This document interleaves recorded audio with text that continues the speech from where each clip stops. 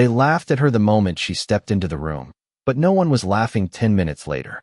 The ballroom shimmered under crystal chandeliers, light cascading across polished marble floors and tailored suits worth more than most people's yearly rent.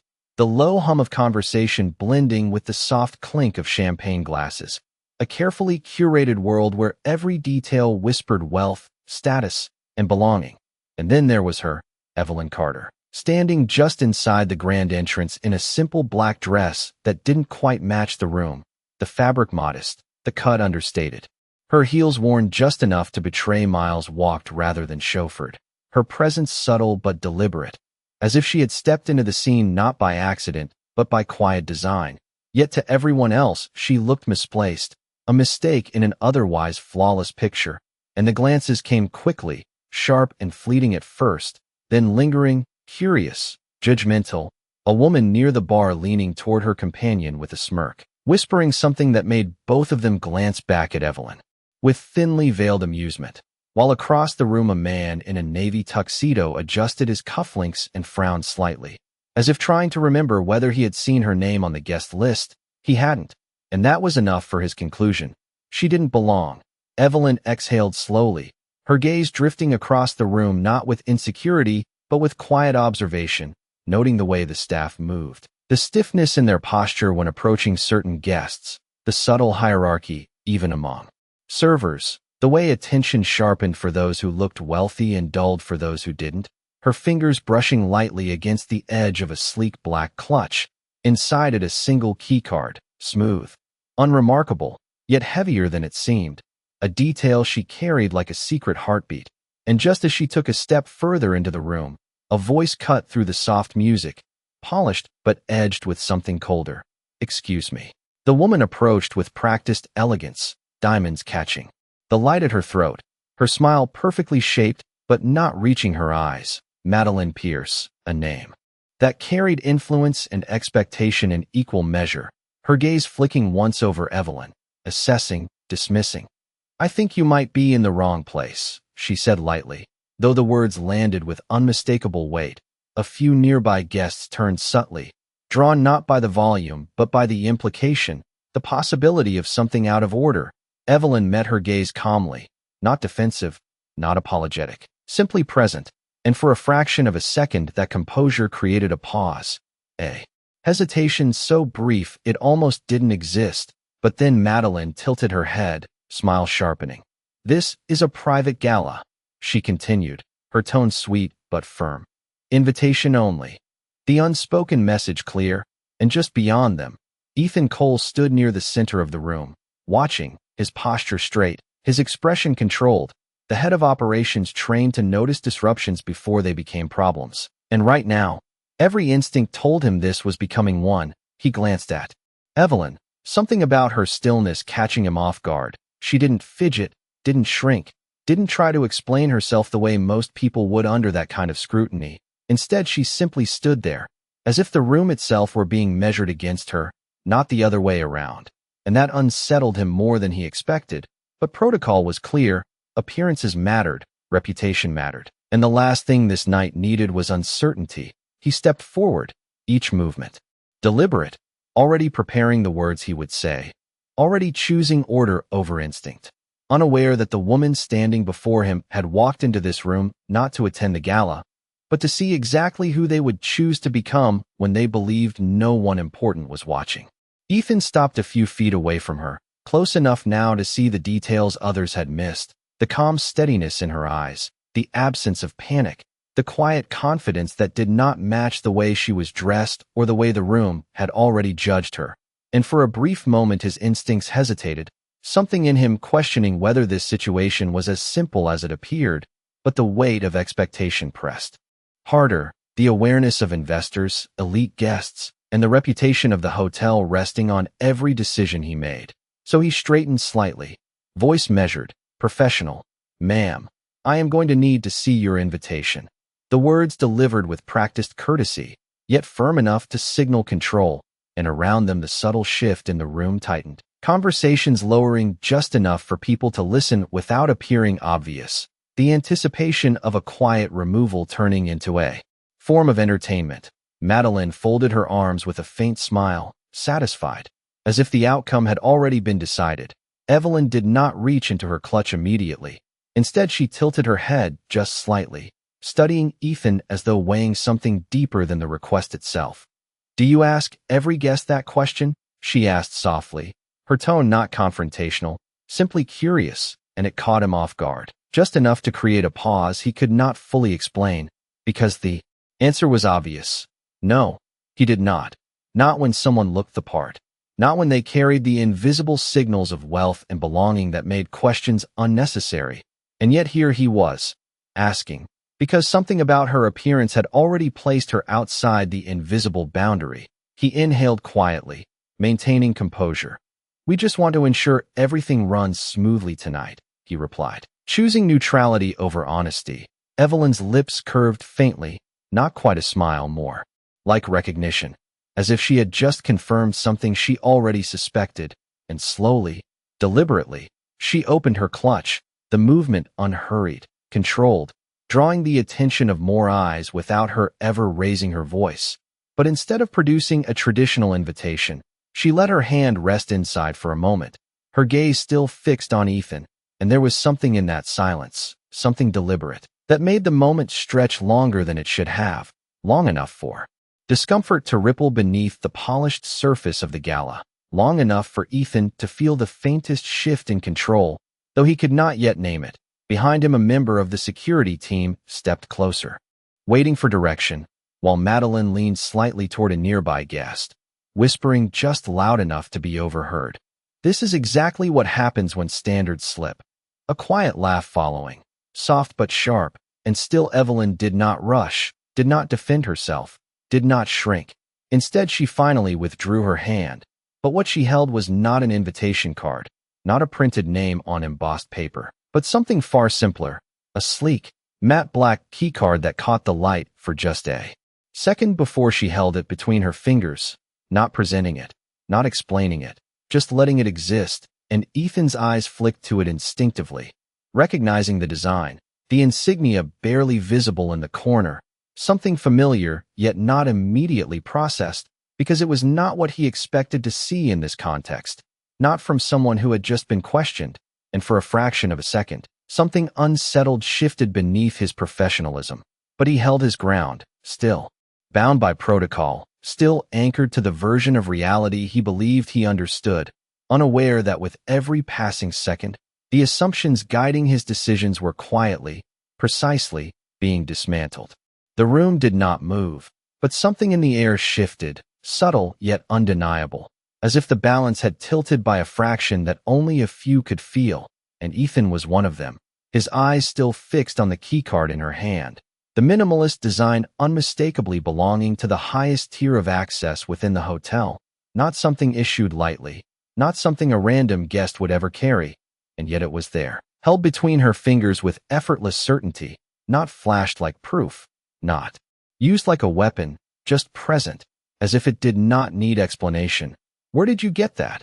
he asked, the question slipping out before he could fully filter it, quieter now, less authoritative than before, and Evelyn's gaze did not waver. "From the front desk," she replied calmly, a simple answer that only deepened the confusion, because Ethan knew the system, knew the protocols, knew that card could not have been handed out without clearance far above standard operations. Behind them, the murmurs grew slightly louder, curiosity replacing dismissal, while Madeline's expression tightened just enough to reveal irritation beneath her polished composure. She stepped forward again, unwilling to lose control of the moment. "This is getting ridiculous," she said, her tone sharpening. "If she does not have an invitation, then she needs to leave," her voice carrying just enough to draw more attention. A few heads turning openly now, drawn into the quiet tension unfolding in the center of the room, and still Evelyn did not raise her voice, did not defend herself in the way they expected. Instead, she glanced briefly around the ballroom, taking in the faces, the staff, the guests, the structure of attention itself, before returning her focus to Ethan. "Tell me something," she said softly, her voice steady, almost conversational. "If I were dressed differently, would you still be asking me to prove that I belong here?" The question landed without force, but it carried weight, cutting through the practiced professionalism he had been holding on to, because the answer was obvious, painfully so. And for a moment he did not respond, not because he could not, but because any answer would expose more than he intended. The silence stretched, and in that silence something shifted again, not in the room this time, but inside him, a crack in the certainty he had relied on, small but real, the kind that does not shatter immediately, but does not disappear either. And behind him, the security staff waited, unsure now, sensing the hesitation, while Madeline let out a quiet laugh, though it sounded thinner than before. "This is not about fashion," she said, though it clearly was. "This is about standards." Evelyn's eyes flicked to her for just a second, not with anger, not with resentment, but with a kind of clarity that made the word standards feel hollow. Then she looked back at Ethan and tilted her head slightly. "Then go ahead," she said, her tone unchanged. "Call whoever you need to call." And that was the moment everything slowed, not visibly, not dramatically, but internally, because Ethan knew what that meant. Escalating the situation meant bringing in upper management, it meant documentation, it meant visibility, and something about the calm way she invited it made him hesitate again, because people who did not belong usually resisted authority or avoided it.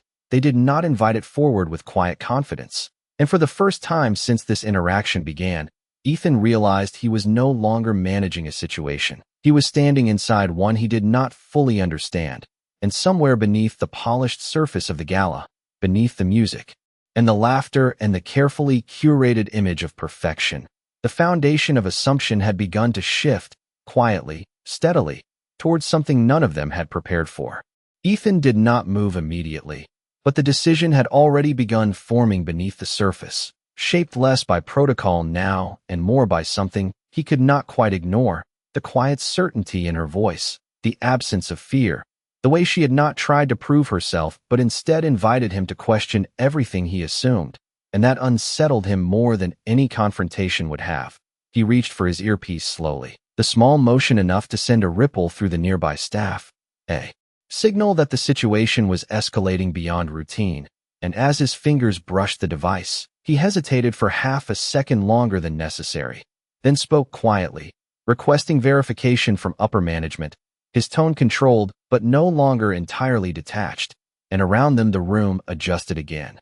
Conversations dimming just enough, attention sharpening under the surface of polite indifference, because now it was no longer about a misplaced guest, it was about uncertainty, and uncertainty in a room built on status always drew attention. Madeline shifted her weight, her expression tightening, though she masked it quickly with a polite smile as she leaned toward Ethan, her voice low but firm. "There is no need to overcomplicate this," she said. "You know what needs to be done." And for a moment her words echoed the expectations he had followed his entire career: efficiency, decisiveness, maintaining the image. But when he glanced back at Evelyn, standing exactly where she had been, unshaken, unhurried, he realized something had already changed, because now removing her without answers felt less like maintaining order and more like avoiding truth, and that distinction, once invisible, had become impossible to ignore. The seconds stretched as he waited for a response in his earpiece, each one tightening the atmosphere, the staff behind him standing still but alert, the guests pretending not to watch while clearly doing so. And Evelyn simply remained, her posture relaxed, her expression composed, as if she had all the time in the world, as if the outcome of this moment was never in doubt for her.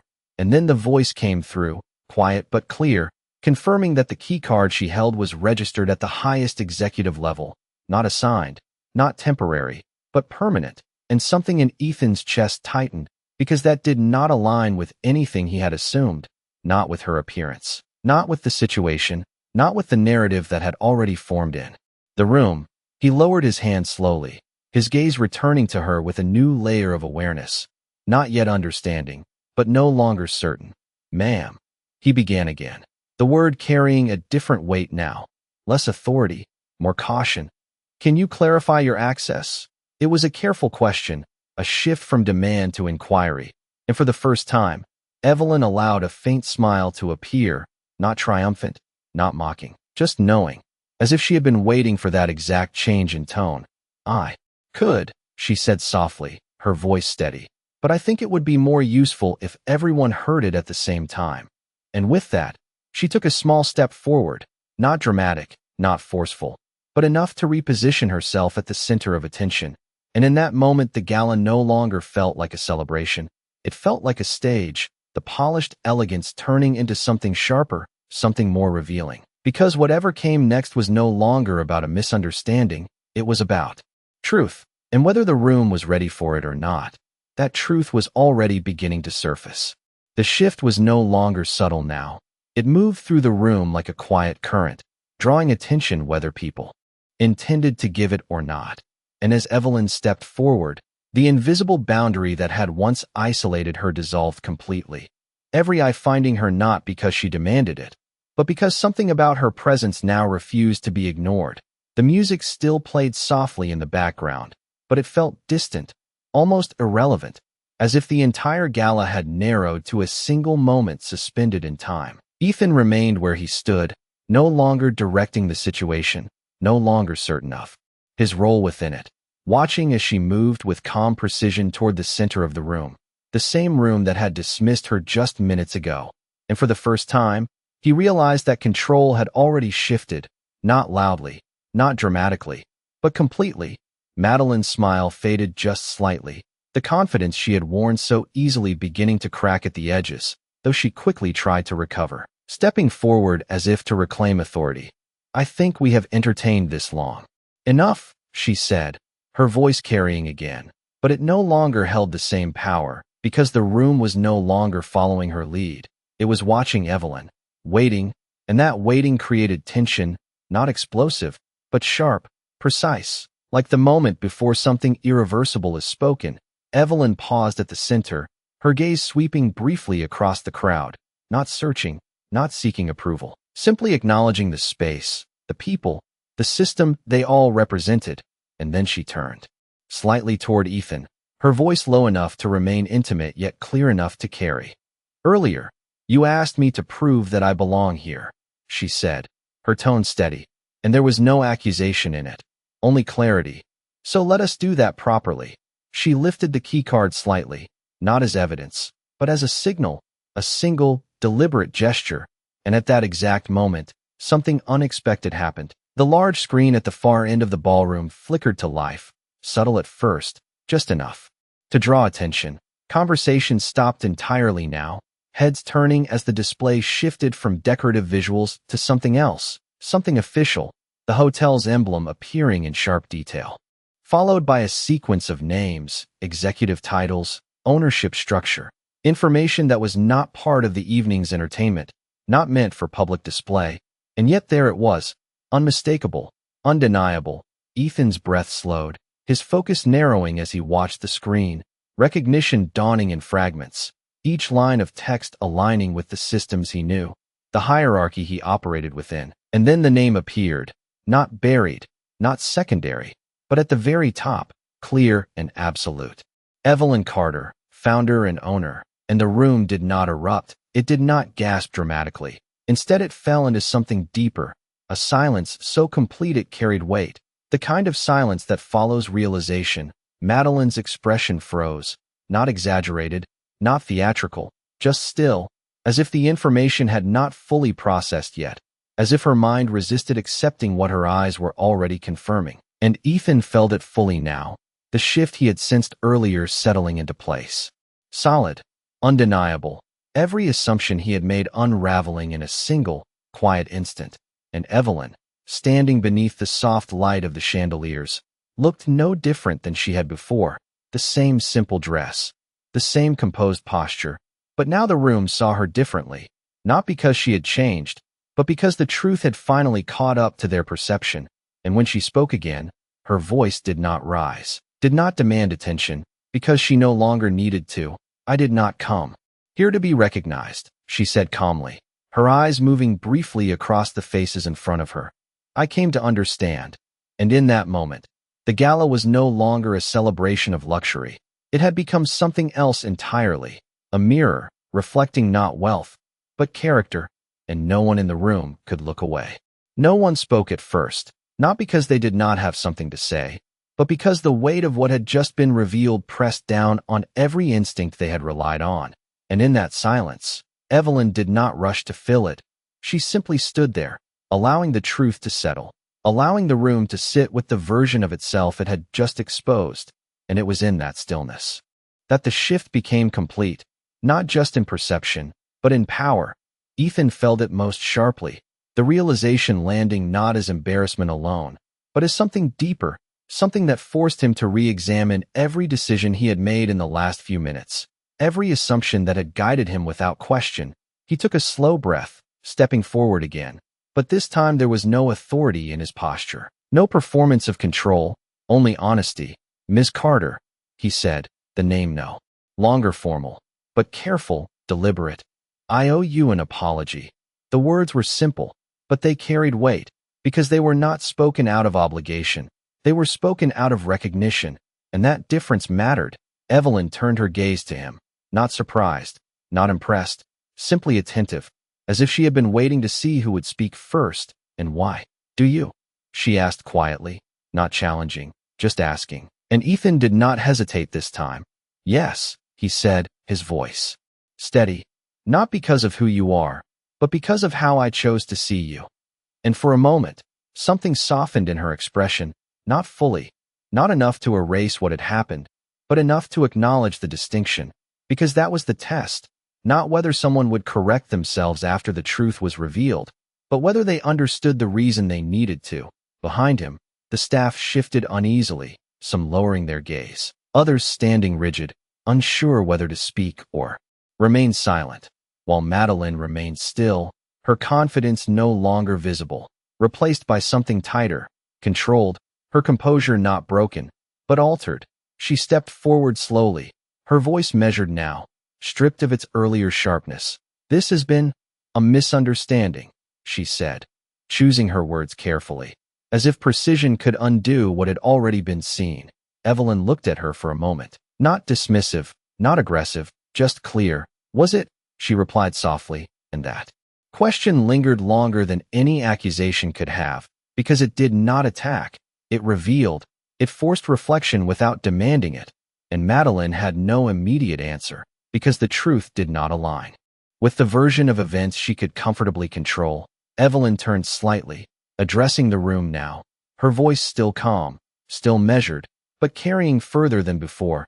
"I built this place on a simple idea," she said, "that every person who walks through these doors should feel respected, not because of what they wear, not because of what they own, but because they are here." She paused briefly, letting the words settle, not rushing past them. "Tonight, I wanted to see if that idea still exists." Her gaze moved across the staff, the guests, the entire system in motion. "Now I know."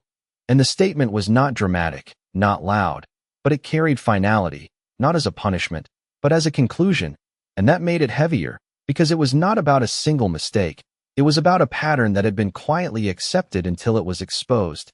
Ethan felt it fully now, not just the weight of his own choice, but the responsibility that came with understanding it. And for the first time that evening, the gala no longer felt like an event to manage. It felt like something that needed to change, not later, not gradually, but now, because the truth, once seen, could not be unseen.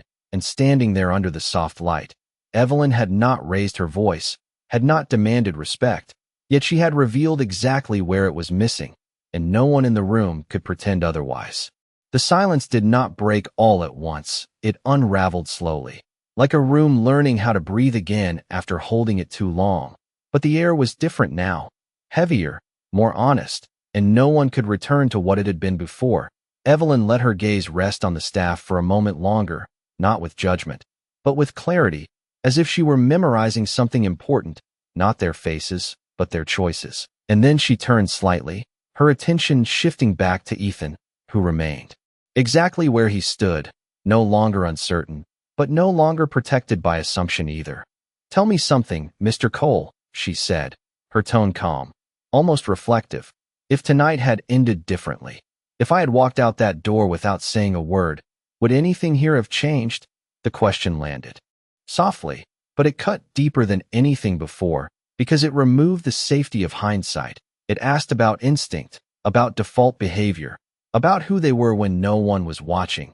Ethan held her gaze, and this time he did not look away, because there was no answer he could give that would avoid the truth. No, he admitted quietly. The word simple, but it carried weight, because it was not defensive, not justified, just real. And for a moment, that honesty stood on its own, not enough to fix what had happened, but enough to acknowledge it without disguise. Evelyn nodded slightly, as if that was the only answer she had expected, and then she turned her attention outward again, addressing the room not as an audience, but as participants. That is the problem, she said, her voice steady. Not what happened tonight, but what would have kept happening if it had not been seen. The words settled into the space between them, not loud, not dramatic, but undeniable, because they pointed to something larger than a single moment, something systemic, something quiet that had been allowed to grow unnoticed. Madeline shifted again, the discomfort now impossible to hide beneath composure, her voice softer when she spoke, stripped of its earlier certainty. I think we can all agree that lessons have been learned, she said, attempting to regain control, to close the moment neatly, but Evelyn's gaze returned to her. Not dismissive, not hostile, just precise. Lessons are not something you agree on, she replied gently. They are something you change because of, and that difference hung in the air, subtle but absolute, because it required action, not acknowledgement. Ethan felt it settle into place, the shift from understanding to responsibility, and without waiting for instruction, he turned slightly toward the staff, his voice firm again, but changed, not driven by image, but by intention. Effective immediately, he said. Every guest is treated with the same standard of respect, no exceptions. The words were not loud, but they carried authority, and this time it was not performative, it was grounded, and the staff responded instinctively, not because they had been told to before, but because the expectation was now clear in a way it had never been. Evelyn watched him for a moment, not approving, not disapproving, just observing, measuring whether the shift she had exposed was beginning to take root, and then she exhaled softly, the tension easing just slightly, not gone, but redirected, because the moment of revelation had passed, and what remained now was consequence, not punishment, but change. And in that quiet transition, the gala began to move again. Slowly, cautiously, not returning to what it had been, but reshaping into something else, something more aware, something less certain of its own assumptions. And as Evelyn stood there, no longer invisible, no longer misunderstood, she had not demanded anything from the room, yet she had left it with something it could not ignore, a question that would remain long after the lights dimmed and the music faded, not about who belonged, but about how they chose to treat those they believed did not. The music slowly returned, not as confidently as before, but enough to fill the space that silence had occupied, conversations restarting in careful tones, laughter softer now, measured, as if everyone had become aware of how easily perception could betray them.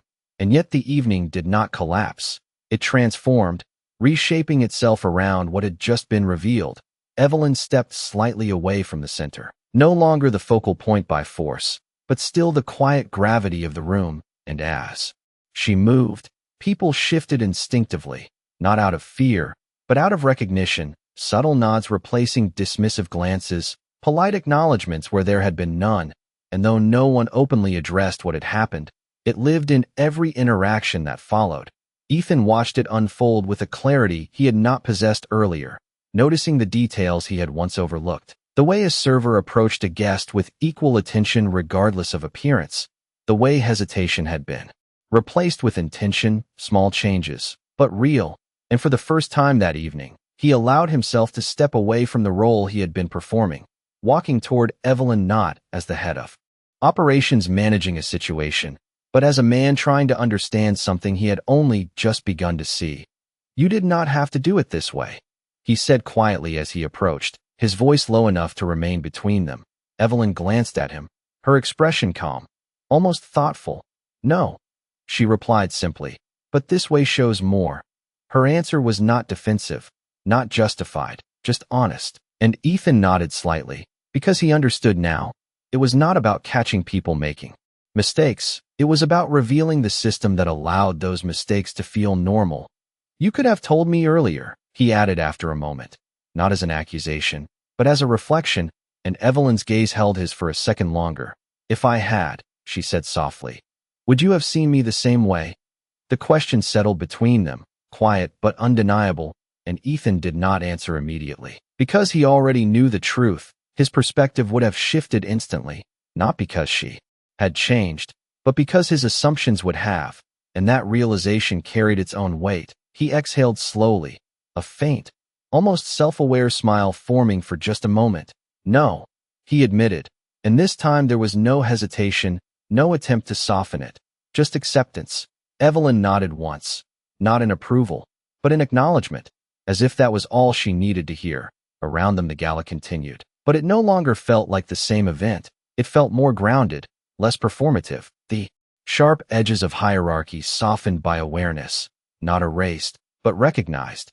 And in that recognition, something genuine began to take shape, something quieter than luxury, but far more real. Ethan glanced briefly across the room, his attention catching on Madeline, who stood in conversation with a small group, her composure intact, yet noticeably different, more restrained, more deliberate, as if even she had felt the shift. And when his gaze returned to Evelyn, he saw something he had not noticed before. Not power, not authority, but intention, the kind that does not need to announce itself to be felt. What happens now? He asked, the question simple, but layered with everything that had changed in the last few minutes. Evelyn followed his gaze briefly, then looked back at him, her expression steady. Now, she said, her voice calm. We see who chooses to be different when they are no longer being tested. And that answer lingered, not as a conclusion, but as a beginning. Because the real measure was no longer what had been revealed, but what would happen next. And as the lights reflected softly across the room, the gala moved forward, not unchanged, but aware, and in that awareness, something far more valuable than appearance began to take shape, something no one could pretend they had not seen. By the time the evening began to wind down, the room no longer felt like a stage built on appearances. It felt like a place that had been quietly rewritten, not through announcements or grand gestures, but through a shift in awareness that could not be undone. Conversations carried a different tone now, slower, more thoughtful, as if each word was chosen with a new level of intention. And across the ballroom, the same guests who had once measured worth by surface details now found themselves watching more carefully, listening more closely, not out of obligation, but because something inside them had been unsettled in a way they could not ignore. Evelyn stood near the tall windows overlooking the city skyline, the lights stretching out in every direction like a reflection of everything that had just unfolded. Her posture relaxed, her presence no longer questioned, yet she did not seek attention. She never had, and that was what made the shift around her feel real rather than forced.